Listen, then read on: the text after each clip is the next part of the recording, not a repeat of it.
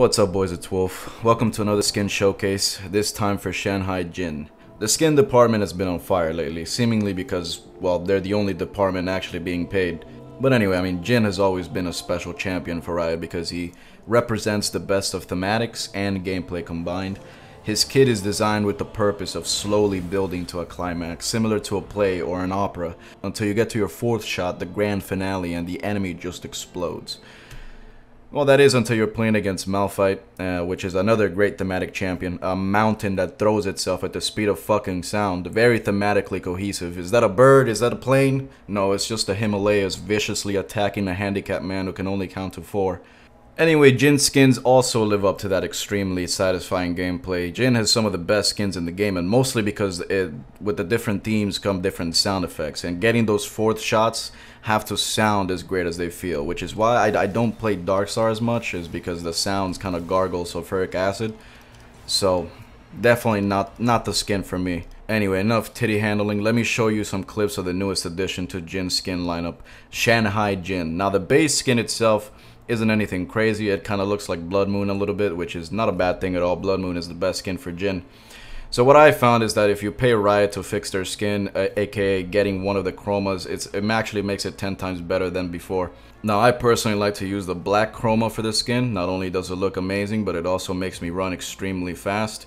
Additionally, it also makes me very good at basketball and rapping, so it's a great value overall. And as you can see right here, Lightning McQueen couldn't catch my ass. The Flash would need to put wheelies on if he wanted to match my speed. And using this blistering speed, I take the inhibitor, and I'm sure you can tell by now I'm a big boy in this game. Then my team spots the enemy top laner who made the mistake of picking a marksman, and when presented with the imminent threat from all sides, the Vayne's response was just to stand perfectly still and do nothing. Luckily for the Vayne, the enemy Jhin, who knows his W could reach Madagascar, chooses to use a point blank just to really send a message. But her fate was just sealed from Champ Select anyway. Then Aphelios in his black Chroma shows up to make this a little bit interesting, and Climax doesn't even begin to describe it. I almost shit myself. That was a little too close. And just when I thought it was safe to open up with my ulti, it seems I forgot to keep track of the strongest character on the enemy team. This cannon minion saw its chance at glory by taking my ass out, and it will stop at nothing to achieve this goal. So now I'm on a timer to finish this fight before Shao Kahn comes back to life. Thankfully I survived this intense siege, and I finish up the pentakill shortly after. Woohoo, pentakill. I haven't been this elated since I came out of the womb and then dropped shortly after. I've talked about this before, but playing on PBE isn't exactly balanced in terms of matchmaking, but most of the time I'm playing a different role and a different champion than the ones I usually play. Now, I'm an AD carry main, and Jhin is my favorite champion, so the subject of today's video, it doesn't lend for a lot of balance in matchmaking. I'm not going to say that I'm on the level of peeing my tacos, but I will say I'm pretty damn good on this champ. So if you put me on PBE against a Twitch who uses Q just to scare the shit out of the minions, I don't know how not to annihilate him. You know what I mean? If he walks up to a Jhin with 300 health asking him what comes after 3, like, how am I not supposed to make him explode? But then now I feel like I should get a towel and some buckets to pick up all this fucking sweat that I'm secreting for trying so hard against someone who is clearly new at the game. So now after a while I decided that I'd give him a free kill just because I felt kind of bad. So there I am, just showing him my America's Got Talent routine. And at first he's a bit apprehensive, like he's checking to see if the water in the shower is the right temperature. But eventually he sees the water is just right, and he starts doing his thing. And then he hits 6 in the middle of this, and to my utter shock, he actually leveled up his ultimate in the middle of attacking me. This was mind-blowing to me. This was mind-blowing to me, because I know people in gold that can't even do that shit. So now he's popped his ultimate. Now that's how you know he's getting serious. But then I hit him with the North American Classic. I say it's open, but it's not actually. So I decided I'm not going to give him a free kill. If he wants it, he's going to have to work for it. But now at this point, he's grown some hair on his chest. He just chases me down. And right here, I'm legitimately wondering, like, does he have items at all? Is he building Sunfire Cape? Or, like, why is he doing no damage? And to everyone's surprise, I end up winning the encounter right as the pollen in the air takes him out. But now a new contestant has arrived. Fucking Bardo goes, stand aside, bitch. Let the professionals handle this. He journeys over, then he throws his Q to a different dimension just in case there was any ghosts playing for my team. They're now stunned and unable to assist me in the battle. Unfortunately, he needed that Q to actually kill me. And yeah, this was one of those plays that just makes me lose hope in humanity. But apparently my Soraka just thought it was really good, so I guess we take those. Speaking of taking things, I'm pretty sure that Twitch's desire to play this game is mine forevermore. Now, I'm not sure if it was the 6 levels or the 26 skills that allowed me to one-shot him from full health, so if you guys could leave me a comment, that would help me immensely. Not about the play, mind you. I don't give a fuck about the play. Just leave me a comment telling me, I don't know, what your favorite topping on pizza is and why it isn't pineapple. And yeah, and as you can see by the chat, I mean, the IQ levels are just absolutely immeasurable. It seems I'm once again playing against people from like Argentina or some shit. When I see the bard say in chat, GG El Yaso Trul, that one really hit home. That one really reminded me of my days in Colombia, so it's absolutely fucking beautiful. Now Yasuo throws up his wind wall here, and even with my 29 kills, I'm rendered useless, so I decide to just, I don't know, pass the time by dancing a little bit here. Anyway, after the wind wall is gone, he tries to walk at me without it, and which is a mistake in any continent, so I take him out pretty quick. But while I wait the 3 days for him to revive, fucking Quavo comes to take me out.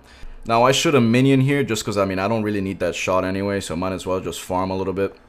And then I see Dora the Explorer's cousin, Viego, thinking he's safe in the fountain, but like Team Rocket once said, I kill kids for fun, which leads perfectly actually into my next victim, this poor Twitch, who's probably still trying to figure out what key to press to use his passive. And thus, I get another pentakill, which now means I have to be the best Jhin player, at least in Argentina.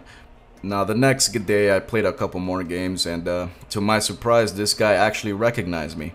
I was thrown aback because I didn't realize I was at that point in my career yet, but turns out he just recognized me because he was one of the 12 people playing PBE the day before. And word about my back-to-back pentakills got around, and Jack the Ripper was a feared name in PBE, similar to Voldemort. My Mexican came out there a little bit, sorry guys. Once I got into the game though, I decided to try out the white chroma for this skin, so now if I ever have to speak to a manager or if I find myself in jail, I can just put this skin on and get away scot-free.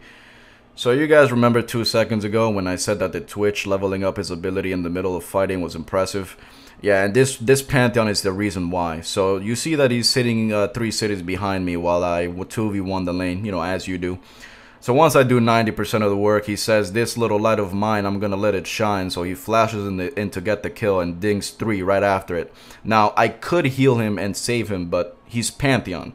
This is an ordinary Tuesday for this guy. If he just presses E, he's perfectly fine. But he never does. He dies to Sammy, giving her a reset, which she uses to shove her sword in my pooping hole. And I will have you know it was not consensual at all. So now I'm just confused. My Pantheon showed a flash of competence right there, followed shortly by him going into a coma in the middle of the play. So now I'm not sure what it is. Is he just bad? Is he playing on his phone? Does he have his E bound at all? Oh no, there it is. There it is. He found it. Sorry I doubted you, champ. You got it on lock. Strangely enough, the enemy Viego was sitting there spectating the whole thing. Then he shows his absolute lust for blood by walking at me at a slow pace. And if you guys know anything about AD carry, is that another champion slowly walking at us is fucking terrifying. So Viego, I mean, the least you could do is tell me what your champ does so I don't waste my flash thinking that you don't have anything less to chase with. And then he possesses my body, so now he has all the powers of an AD carry, so if he ever needs to complain about his role, he's not more than equipped to do so. One last clip to send us home, yeah? This time I get matched up against actual human beings. That combined with my Nami carefully positioning herself outside of the bush where she could easily be killed led to this lane being a little harder than the other ones, but once she respawns, she starts flapping her tail as fast as she can so as to increase the speed at which she walks. She gets there just in time to watch Ophelios attempt murder, and I send my W to Madagascar just like I promised.